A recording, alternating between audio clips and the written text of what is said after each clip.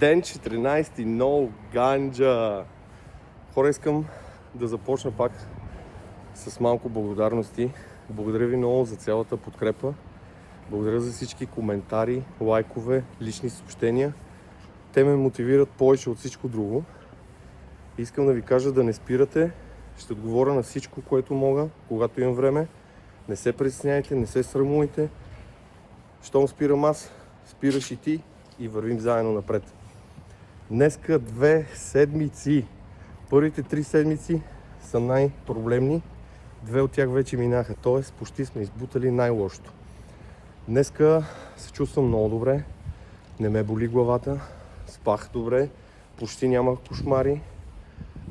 Потът ми са ръцете, но това също е добър знак. Нали знаете за детоксинирането. Хапвам си. Сладко не ми се еде, но това само единствено ме радва. И така, общо взето, се чувствам прекрасно. Чувствам се много добре. Всичките съобщения, на които чета и отговарям, ме радват адски много.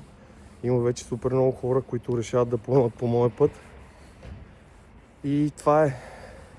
Бутаме силно напред, не се предаваме, не забравяйте. Връзката с Мария е винаги много токсична и в повечето случаи губещите сте вие и аз. Затова продължаваме силно напред и не забравяйте, стъпка по стъпка, ден след ден.